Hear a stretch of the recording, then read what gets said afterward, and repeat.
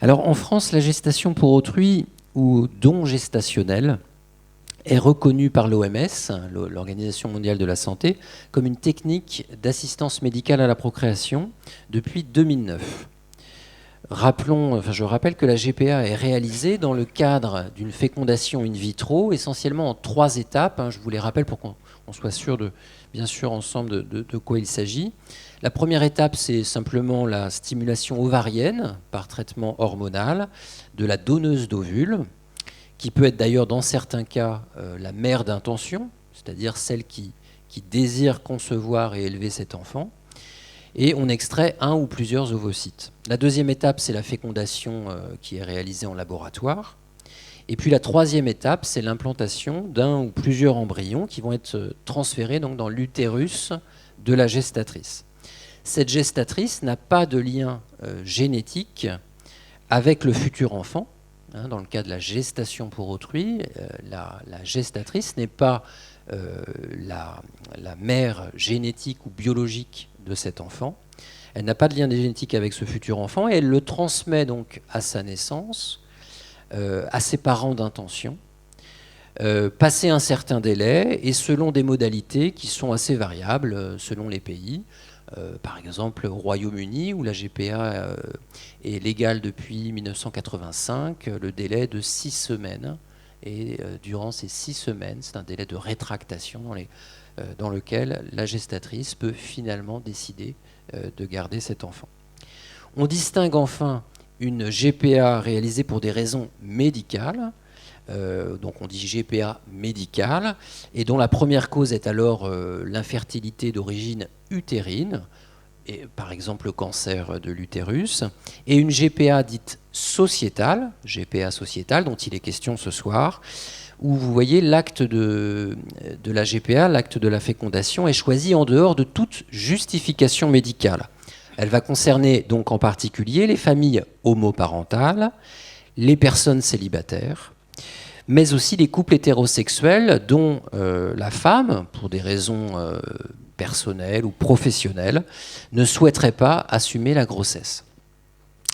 En France, le dernier rapport du Comité consultatif national d'éthique, en 2017, s'est prononcé, et donc avant, vous voyez, les états généraux de la bioéthique, s'est prononcé vraiment contre, radicalement contre, la GPA. Et la loi française considère que c'est un crime. Je rappelle que depuis 1994, toute convention, je cite la loi, qui porte sur la gestation pour le compte d'autrui est nulle et sanctionne la GPA de 6 mois d'emprisonnement et de 7 500 € d'amende. Je le rappelle, il ne faudrait pas penser qu'on fasse du prosélytisme pour la GPA, car nous serions sanctionnables, nous aussi, et vous aussi d'ailleurs par la même occasion, surtout nous en ce qui concerne cette soirée. La GPA, sur le plan éthique, on dit qu'elle consiste à louer, alors en France en particulier, à louer ou à acheter le corps ou l'utérus d'une femme, à organiser médicalement et légalement son aliénation ou son esclavage, à commercialiser un enfant. Bon, beaucoup de figures comme ça, d'arguments qui sont utilisés. Ce soir, pour discuter de la GPA, et en particulier de la GPA donc dite sociétale, et précisément pour les couples gays, nous sommes ravis d'accueillir Emmanuel Graton, que vraiment on remercie d'être parmi nous. Emmanuel, vous êtes psychologue clinicien, sociologue, maître de conférences et professeur de psychologie à l'université d'Angers. Vos principaux intérêts de recherche sont l'homoparentalité, la procréation médicalement assistée, ainsi que la gestation pour autrui. Parmi vos ouvrages, je renvoie le public à l'homoparentalité au masculin, le désir d'enfant contre l'ordre social, aux presses universitaires de France, qui a été d'ailleurs récompensé par un prix, le prix Le Monde de la recherche universitaire. Et votre choix ce soir est de questionner donc avec nous la GPA à partir de l'analyse d'une situation. Donc nous allons vous proposer un chemin un petit peu singulier, vous allez voir assez particulier ce soir, c'est-à-dire le recours à la gestation pour autrui d'un couple gay que vous avez rencontré dans le cadre d'un programme de recherche. Donc je vous laisse la parole pour 45 minutes environ et nous discuterons ensuite avec le public. Bien, merci beaucoup de cette invitation. Guillaume Durand. Et voilà, je suis heureux d'intervenir dans ce lieu unique dont j'avais beaucoup entendu parler, mais que je ne connaissais pas encore. Voilà, donc oui, j'aborderai une situation en particulier, un petit peu sur la fin, mais je vais passer par un certain nombre de détours peut-être avant d'arriver à cette situation. Et d'ailleurs, si j'ai le temps, j'en présenterai également deux autres de manière un peu plus succincte. Disons que d'aborder la question des enjeux éthiques de la GPA pour les couples laits, ça soulève au moins deux questions, on pourrait dire déjà. La première, c'est celle déjà de la gestation pour autrui en tant que telle, qui est interdite en France, comme ça a été rappelé. Et deuxième question, qui est celle de permettre son accès en cas d'autorisation donc à des couples gays. En fait, nous n'avons aucune statistique fiable en la matière, mais ce qu'on peut dire quand même des observations qu'on peut faire lorsqu'on fait des études sur ces questions, c'est que les couples gays ont plus recours aujourd'hui à la GPA qu'hier. Lorsqu'on sollicite des couples gays aujourd'hui, ils sont plus nombreux à être dans ce cas de figure. Donc c'est un mode d'accès à la parentalité qui est quand même assez privilégié aujourd'hui pour les couples gays, mais ça reste encore quand même très très marginal. C'est sans commune mesure en tout cas avec l'accès à la procréation médicalement assistée et à l'insémination avec donneur pour les couples lesbiens, sachant que c'est également interdit pour ces couples actuellement en France. Juste à titre d'exemple, lorsque j'ai travaillé sur l'homoparentalité au masculin, entre 2000 et 2006, il y avait simplement 2 situations sur une vingtaine de situations qui relevaient alors non pas d'une GPA à l'époque, mais d'une maternité pour autrui. On y reviendra sur la différence tout à l'heure. Donc simplement 10%. La plupart des situations homoparentales étudiées à ce moment-là, elles relevaient d'une coparentalité pour 75% des cas, c'est-à-dire d'un accord entre un homme gay qui pouvait vivre en couple ou non, et d'une femme lesbienne qui pouvait vivre en couple ou non, pour concevoir un enfant ensemble. Et puis il y avait d'autres hommes gays qui avaient adopté en tant que célibataires à cette époque pour environ 15% des situations homoparentales du côté des pères. On peut dire que malgré l'ouverture à l'adoption des couples gays mariés aujourd'hui, depuis la loi de 2013, eh bien, les possibilités concrètes sont quand même tout à fait réduites. Et de même, je dirais, la coparentalité s'est raréfiée du fait du choix des couples lesbiens à recourir préférentiellement à la PMA et non à la coparentalité. Donc reste donc la GPA, on pourrait dire, et elles peuvent relever parfois d'un choix qui peut être par défaut, mais elle traduit aussi, souvent en tout cas, une forme d'émancipation et d'affranchissement du modèle de la famille ordinaire, du modèle bioconjugal, c'est comme ça que je l'avais appelé dans ma thèse en fait.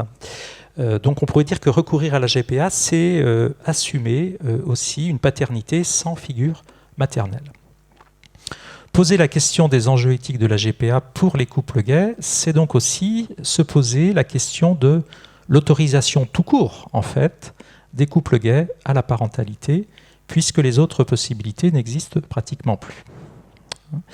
Donc je vais peut-être dans un premier temps discuter déjà des questions sémantiques à propos de la GPA.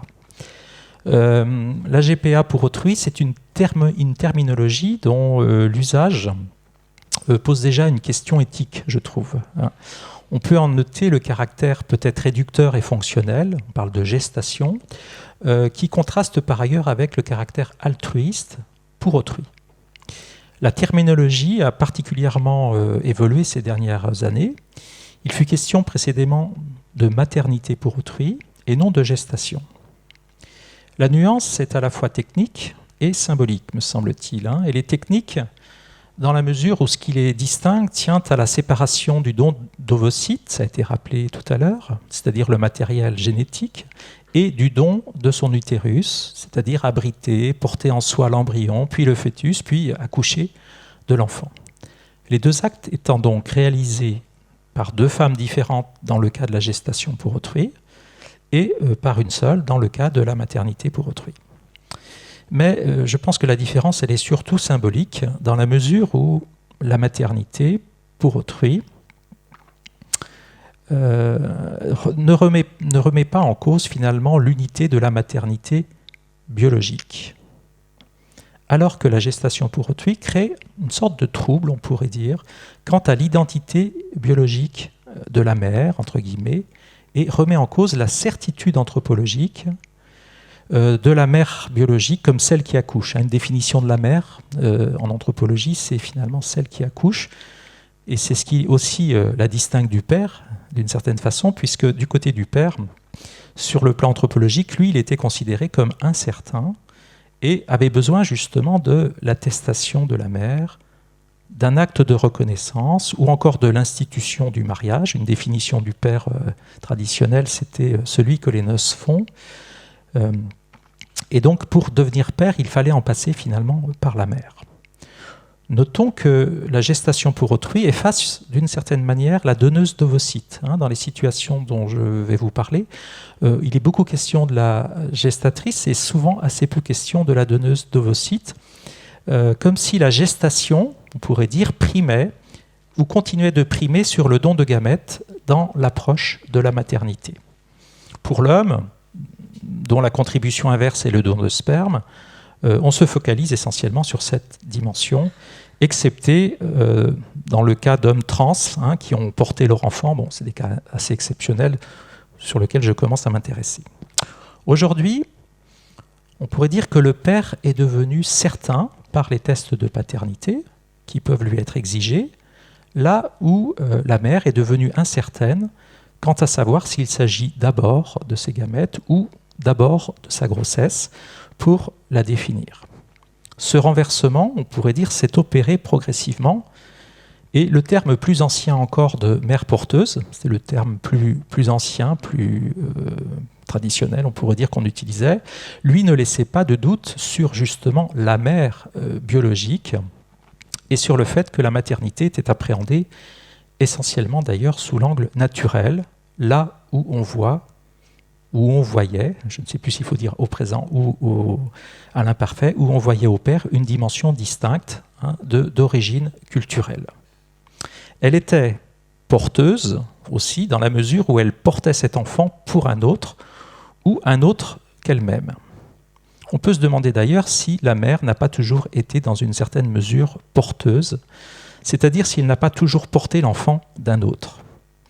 Françoise Héritier souligne que la domination masculine, le patriarcat quasi universel, tient précisément à cette compétence qu'ont les femmes de faire les enfants et que les hommes se seraient donc appropriés culturellement, institutionnellement, les femmes pour s'assurer une descendance.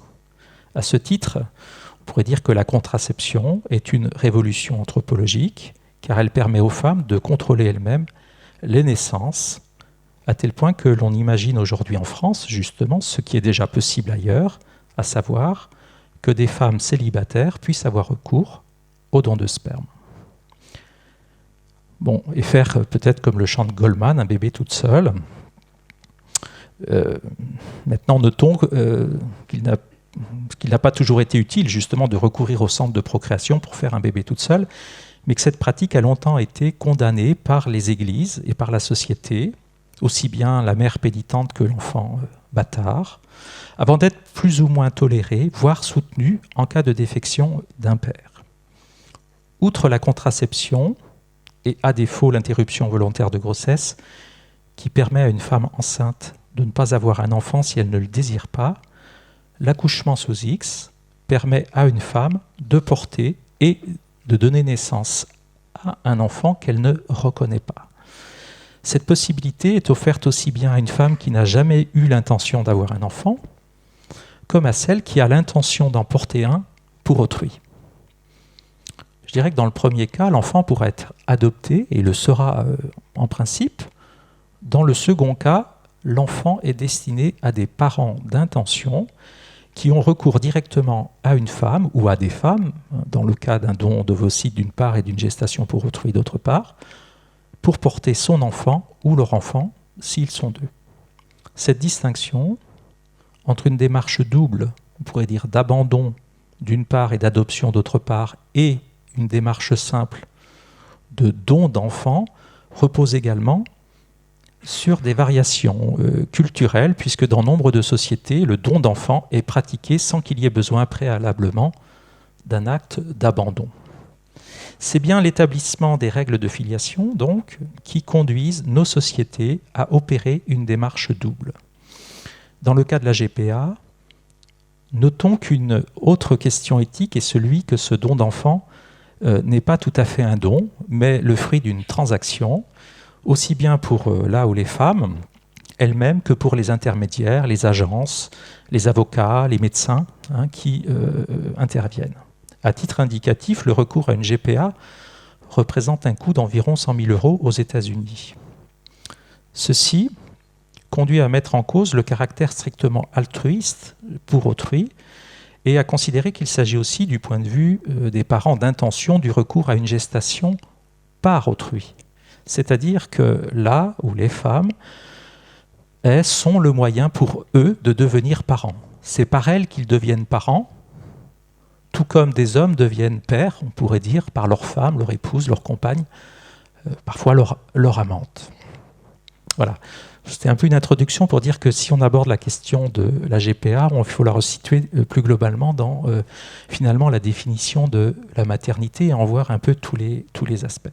Alors, sur la dimension de l'éthique, ça m'est difficile finalement d'aborder cette question sans définir moi-même un peu ce qu'est pour moi l'éthique, puisqu'il s'agit d'une dimension réflexive et personnelle. Alors, moi, je ne suis pas philosophe, j'en ai un à côté de moi, mais je garde souvenir de quelques cours qui ont forgé mon appréhension de cette question de l'éthique, et pour laquelle il s'agissait finalement de répondre à la question « qu'est-ce que je dois faire et qu'est-ce que je dois faire au cas par cas ?» Là où la morale, et a fortiori la loi, avait tendance à définir et donner des principes universels. La morale est bavarde, l'éthique est silencieuse, disait Michel Hauthès déjà en 1991. J'ai gardé aussi une trace d'un philosophe angevin, Didier Caïto, dont j'honore la mémoire ici, qui définissait l'éthique non pas comme la recherche du bien, mais comme celle du moindre mal, nous invitant ici peut-être à une plus grande modestie quant à ce qui serait dans l'absolu le bien et le mal. Le relativisme culturel dans lequel nous sommes m'invite à penser en effet que l'étude des arguments favorables ou défavorables à telle ou telle pratique relève bien souvent davantage des idéologies de ceux qui les portent que d'un examen attentif à tel ou tel aspect. D'autant que les arguments mobilisés viennent parfois davantage conforter des positions déjà prises que de les remettre en cause. La GPA, c'est un sujet qui n'a pu être abordé sereinement dans le Comité consultatif national d'éthique et de recherche biomédicale, dirigé par Irène Théry en 2016. Donc je vais vous proposer d'étudier certaines situations de recours à la maternité pour autrui ou à la gestation pour autrui par des couples gays et nous prendrons une situation plus particulière pour l'étudier justement sous cet angle éthique, appelant peut-être chacun aussi à se positionner, à faire son examen de conscience et à le partager avec autrui. En fait, je pense que l'éthique, elle est porteuse elle-même d'un pluriel qui la rend de ce fait certainement plus humaine. Et nous pouvons alors, ce que je vais tenter de faire d'abord avec vous, la décliner en plusieurs facettes. On voit que cela conduit d'ailleurs non pas à l'envisager selon la question de la résolution, son aboutissement, mais selon le processus qui conduit justement à cette décision et parfois qui nous laisse aussi dans une forme d'indécision. Weber avait déjà opposé l'éthique de conviction à l'éthique de responsabilité. Donc la première renvoyant à des principes souvent généraux, se rapprochant peut-être un peu plus de la morale du coup, et la seconde aux effets désirables ou indésirables supposés de l'action prise. Ainsi, par exemple, je peux agir selon mes convictions ou selon les conséquences de mon action. Dans les faits, cette opposition constitue bien souvent en elle-même un dilemme, car nous sommes des êtres de conviction et nous tentons d'être des êtres responsables. Il nous arrive de faire des choses contre nos convictions parce que nous percevons et mesurons les conséquences négatives qu'elles pourraient entraîner dans telle ou telle situation. En ce sens, nous pouvons désobéir à la loi, et parfois même à notre propre loi, même si nous sommes par principe respectueux de la loi commune. La dignité humaine, personne n'est contre par exemple, peut prendre bien des définitions personnelles quant à ce qui est digne ou indigne pour les uns et pour les autres. L'éthique de responsabilité, elle pose le problème de savoir si nous sommes en mesure d'évaluer les conséquences de notre action. Nous devons faire confiance ici, être convaincus d'une certaine manière que nous sommes en mesure de prévoir les effets directs ou indirects de notre action. Gérard Mundell, qui est un socio-psychanalyste, parle de l'acte pouvoir. Il écrit ça en un seul mot, l'acte pouvoir, pour mettre en évidence que nous avons tous intrinsèquement un pouvoir d'agir et que notre action va produire un changement, même s'il n'est pas toujours celui qui est escompté. À qui nous fier pour connaître les changements attendus et les changements qui vont arriver. Les connaissances issues de la science tentent de nous éclairer sur les éventuelles conséquences de notre action, de réduire les incertitudes, mais force est de reconnaître que malgré leurs prévisions, parfois catastrophiques, les hommes continuent d'agir comme s'ils ignoraient ces conséquences. À l'inverse, certains font preuve de catastrophisme sans que des conséquences concrètes aient été observées. C'est le cas, par exemple, de certains discours sur l'homoparentalité. Je suis la question depuis les années 2000 à peu près, où les positions d'éminents spécialistes affirment les conséquences néfastes sur les enfants nés dans ces conditions, alors qu'aucune étude n'atteste de ces conséquences. Ils se réfèrent en principe à la défense d'un ordre symbolique, sans même remarquer qu'il n'est que le reflet d'un ordre social et moral. Il se réclame aussi, à défaut, d'éléments établis d'une éthique de précaution, comparant par exemple, comme l'a fait Jean-Pierre Winter, psychanalyste de renom, les enfants nés dans ce contexte à des OGM. Il prédit que les désastres apparaîtront à la 2e génération, comme Nostradamus a pu prédire, sans risque de se tromper d'ailleurs, la fin du monde à laquelle nous avons miraculeusement échappé jusqu'alors. Je voudrais m'en référer pour finir à une 4e éthique qui est celle qui guide l'action. Je veux parler de l'éthique de la discussion, que j'emprunte à Habermas de l'école de Francfort et qui résulte de ce qu'il appelle l'agir communicationnel. L'agir communicationnel, c'est le contraire de l'agir stratégique. Dans l'agir stratégique, exemple, vouloir interdire à tout prix la GPA ou vouloir l'autoriser à tout prix, l'autre finalement est souvent instrumentalisé à cette fin. C'est le cas des lobbying, par exemple. Les forces s'affrontent souvent sans réflexion, juste celle de vouloir ramener l'autre à sa position. On dit aujourd'hui qu'ils font de la communication. Mais au sens habermasien du terme, ils n'en font pas du tout. L'agir communicationnel, pour Habermas, repose sur la discussion. Ce qui dicte l'action, c'est justement la communication, c'est justement la discussion. Il s'agit de repérer en fait ce sur quoi le désaccord porte dans l'échange.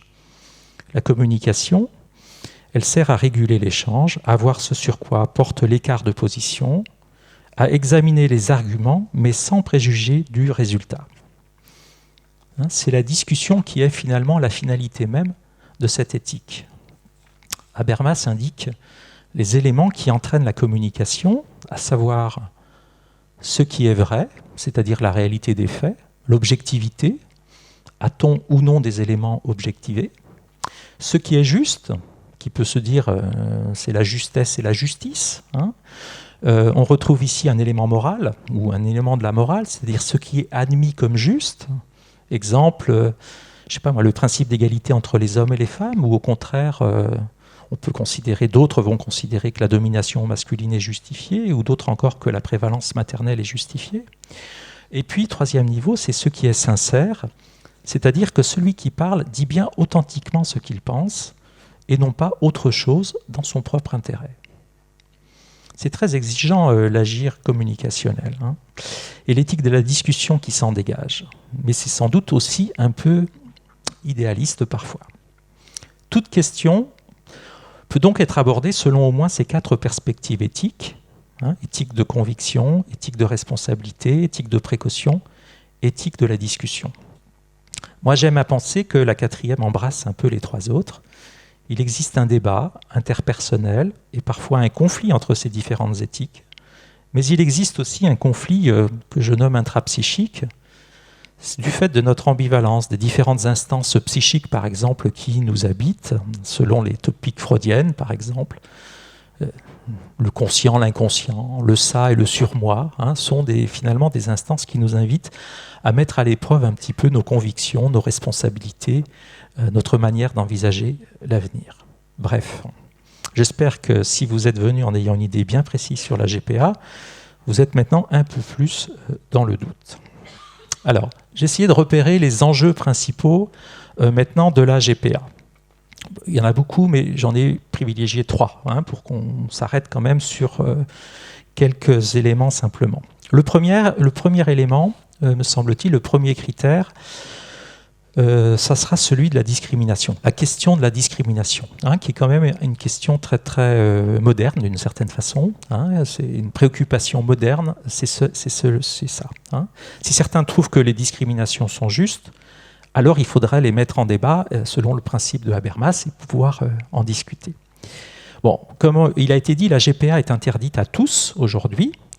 Il n'y a donc pas de discrimination entre les couples gays et les couples hétérosexuels, mais à supposer qu'elle devienne autorisée pour les couples hétérosexuels, par exemple, elle devrait l'être aussi pour les couples gays, sans quoi il y aurait une discrimination. Aujourd'hui, vous savez, il est surtout question de savoir si les couples lesbiens peuvent accéder aux procréations médicalement assistées et aux dons de sperme, alors qu'elle est déjà autorisée pour les couples hétérosexuels. Il y a donc de fait déjà une discrimination en ce qui les concerne.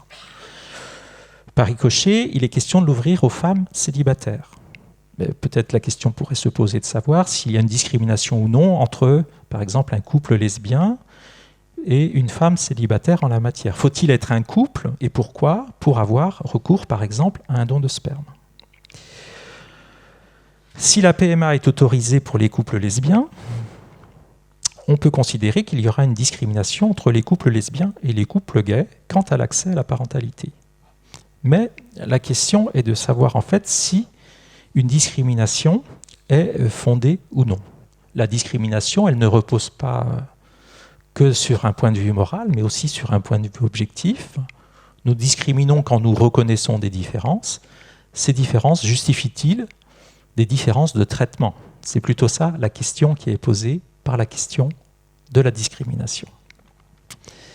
Un autre critère qui est pris en considération dans ces enjeux, c'est la question de la dignité. Ça a été un petit peu abordé par Guillaume tout à l'heure, la dignité de la femme, du corps de la femme. C'est un argument qui semble d'ailleurs sans doute le plus vif, un peu dans les débats. Personne ne peut instrumentaliser le corps de la femme.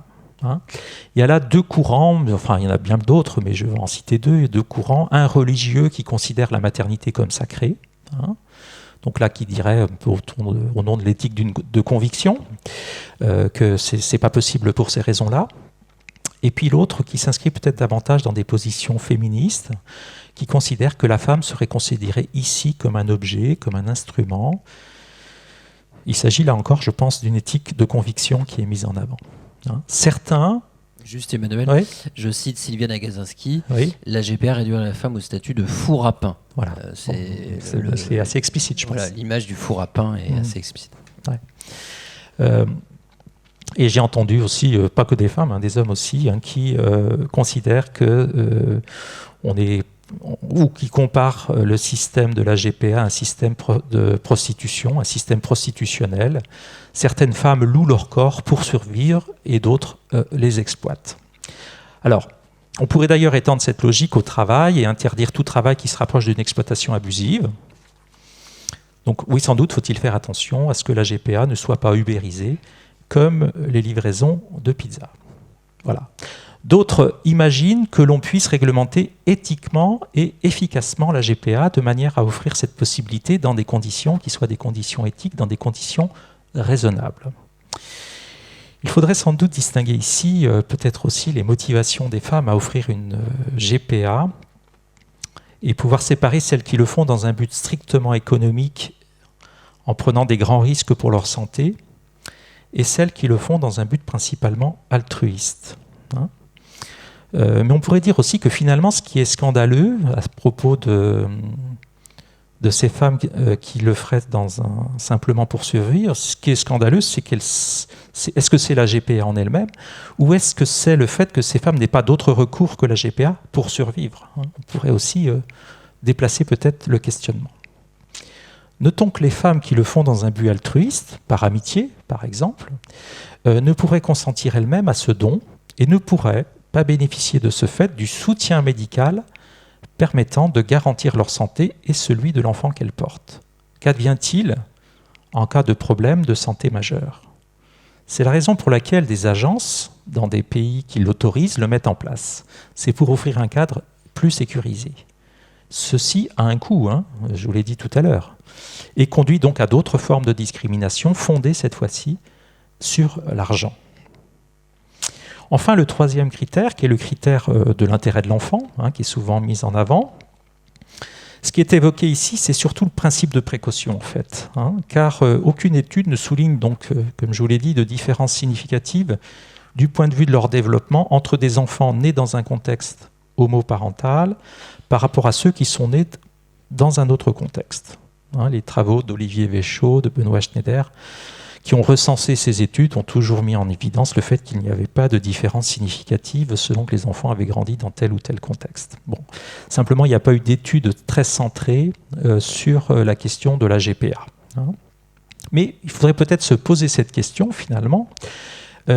Pourquoi des enfants nés dans ces conditions iraient plus mal? Voilà, c'est peut-être une question qu'il faudrait lister, prendre le temps de dire quels sont les arguments véritables qui font penser que des enfants qui grandiraient dans ces conditions ou qui seraient conçus dans ces conditions iraient plus mal que les autres.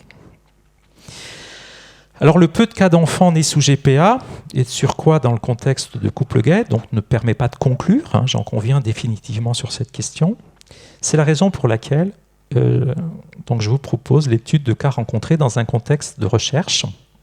C'était une ANR qui s'appelait DEVOM, qui portait sur le développement et la socialisation des enfants dans un contexte homoparental.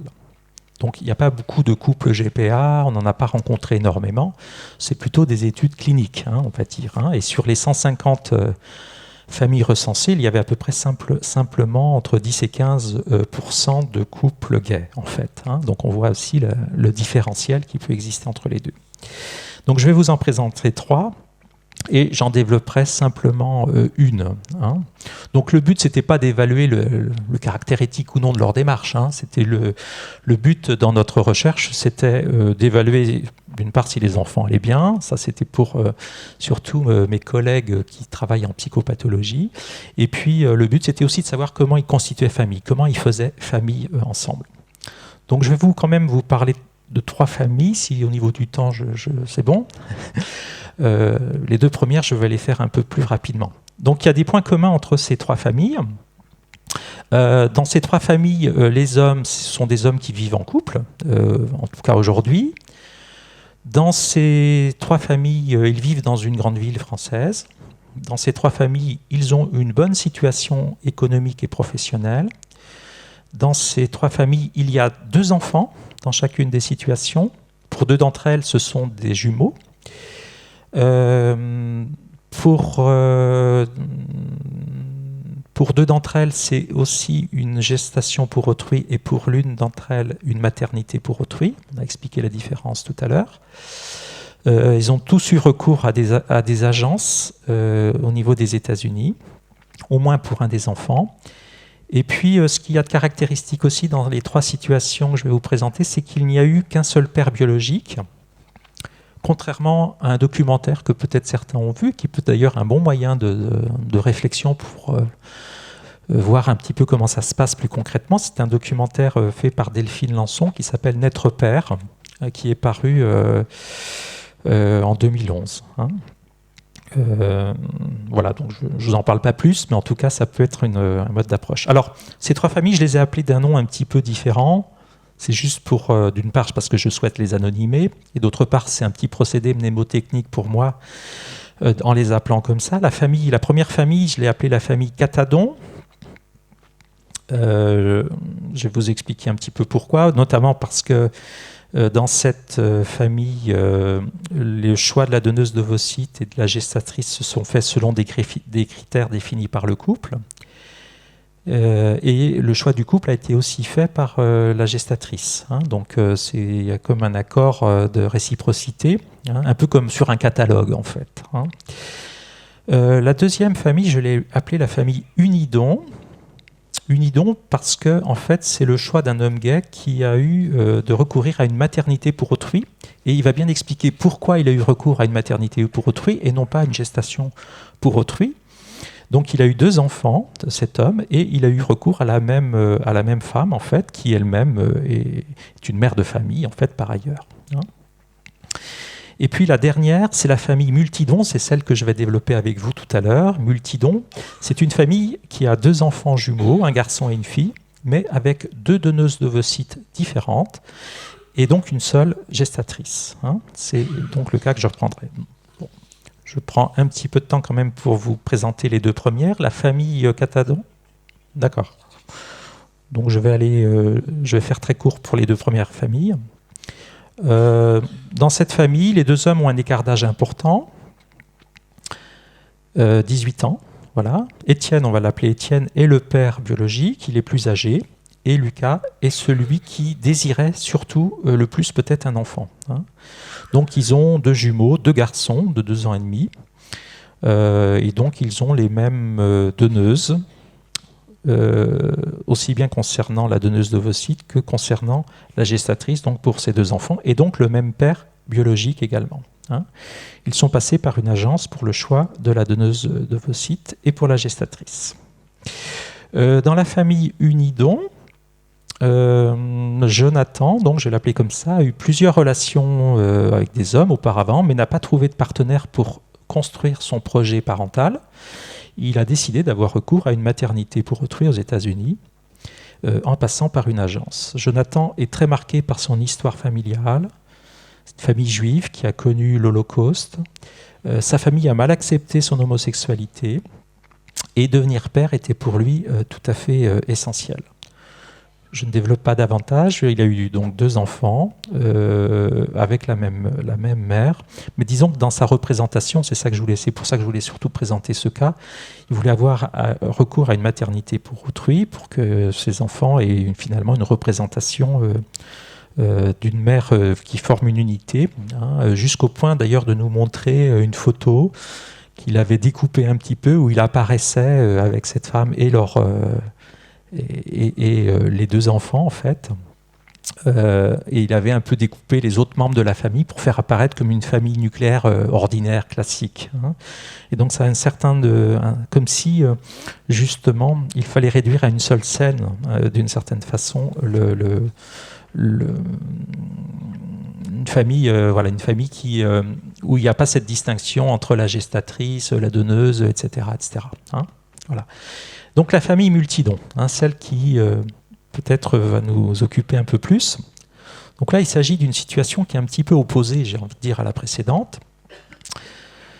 Je vais vous en retracer l'histoire, en fait. C'est ce qu'il y a de plus simple. Donc André, d'abord, on va commencer par André. André, il a été marié et il a eu un fils. Sa femme est décédée dans un accident. Il a donc élevé principalement cet enfant depuis son plus jeune âge. Il a rencontré Damien par la suite, un homme plus jeune que lui, dont il est tombé amoureux. La famille de Damien vit aux États-Unis. Elle est protestante et accepte mal l'homosexualité de leur fils et accepte donc mal aussi la présence d'André. Les 2 hommes ont choisi de vivre en France. Ils ont une vie stable et ils décident donc d'avoir un ou des enfants.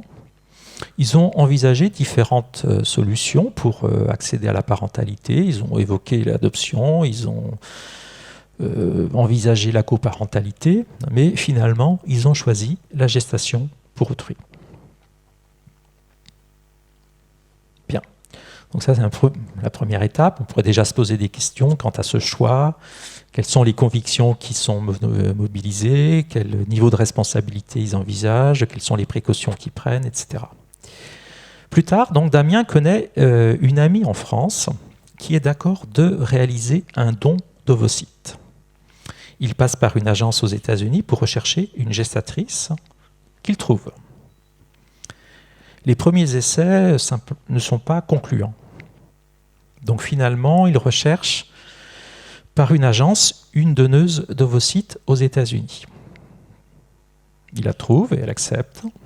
Finalement, plusieurs œufs seront implantés, dont un provenant de l'amie française. Il en restait un de l'amie française. Tu as expliqué la procédure médicale tout à l'heure.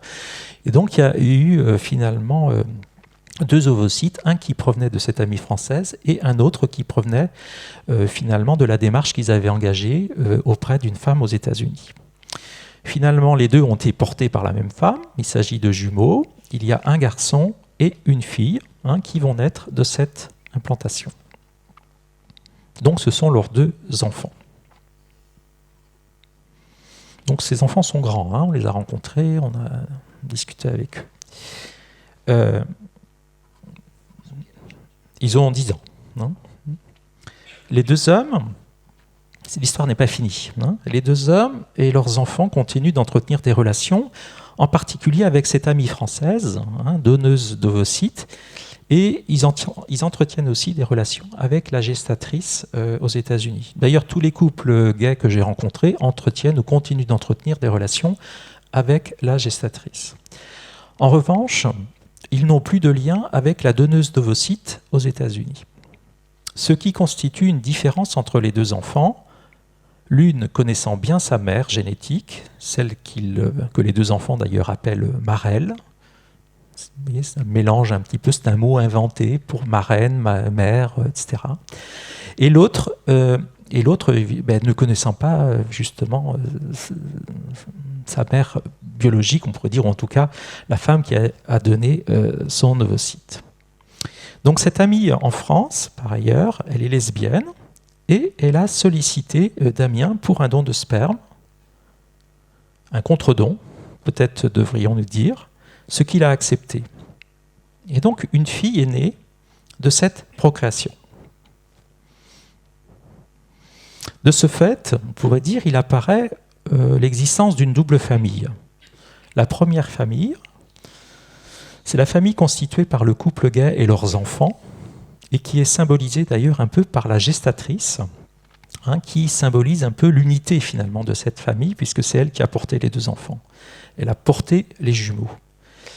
Et puis on peut dire que dans cette première famille constituée, il y a aussi le fils d'André, beaucoup plus âgé, qui est père lui-même d'un fils et qui est rattaché, on pourrait dire, à cette famille. Et puis il y a une sorte de deuxième famille qui apparaît, c'est la famille qui est constituée par des liens de sang, on pourrait dire, entre les 2 filles qui ont la même mère génétique et le même père biologique. Il y a d'ailleurs des traits de ressemblance aujourd'hui qui s'affirment entre ces 2 enfants. Cette famille biologique, d'ailleurs, elle convient mieux au modèle des parents de Damien, qui le poussent, on pourrait dire, dans les bras de cet ami et tendent à exclure André, qui n'a aucun statut juridique à l'égard des 2 enfants, bien qu'étant très présent auprès d'eux depuis qu'il est à la retraite. On voit que cette multiplicité et cette complexité de relations familiales se traduit par une sorte d'individualisation des positions.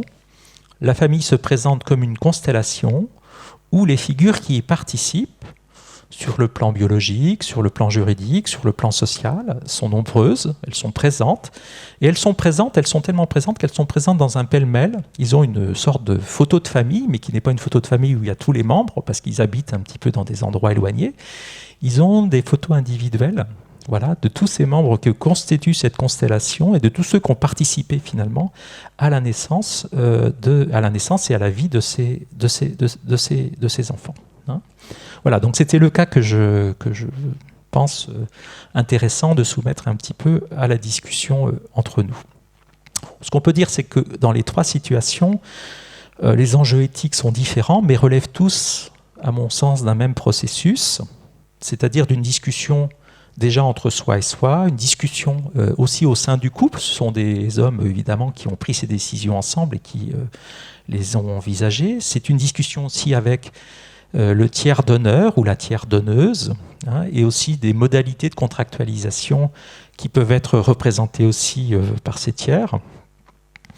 Nous avons repéré 3 enjeux majeurs autour des questions de discrimination, de dignité de la femme, de l'intérêt de l'enfant. On pourrait, dans ces situations, évidemment, discuter de ces 3 registres-là. Mais ce que je voudrais faire apparaître aussi, c'est le fait que les décisions qui ont été prises par ces couples ou par ces hommes, en fait, sont ceux aussi qui, dans leur situation familiale, apparaissaient comme étant les plus logiques, d'une certaine façon, en fonction de l'idée qu'ils se faisaient de la place de ces enfants dans leur situation. On peut dire, et je l'ai fait aussi pour des couples lesbiens par rapport à la PMA, on peut dire que la solution qu'a trouvée chaque couple ou chaque homme est celle qui semble la plus adaptée à leur situation et à la relation qu'ils ou elles ont construite et qu'ils entretiennent ensemble. Il apparaît de fait une plus grande difficulté, peut-être aussi pour les couples gays que pour les couples lesbiens dans l'accès à la parentalité. Mais ce que je vous ai dit, c'est qu'ils maintiennent aussi de manière plus évidente, et malgré la distance géographique, j'entends, des liens avec les tiers donneuses, plus sans doute que les couples lesbiens vis-à-vis du donneur, et sans doute plus aussi que les couples hétérosexuels qui ont recours aussi à la GPA. Alors, une question que j'ai envie de poser un petit peu à tout le monde, c'est faut-il dans ces conditions une loi générale, contraignante, valable pour tous ? Ne fait-on pas d'ailleurs le constat que les pays démocratiques qui réfléchissent tous sur ces questions aboutissent à des législations différentes ? Y aurait-il une éthique belge, une éthique danoise, une éthique espagnole, une éthique québécoise ? Ne constatons pas nous-mêmes que selon les périodes historiques, nous préconisons tantôt l'anonymat, par exemple, puis le droit de l'enfant à connaître ses origines ? Voilà, le droit doit encadrer évidemment ces pratiques, mais peut-être, de mon point de vue en tout cas, c'est ce à quoi j'aboutis finalement après ces études, à laisser aux premiers concernés la possibilité de construire leur propre projet éthique. Voilà, je vous remercie.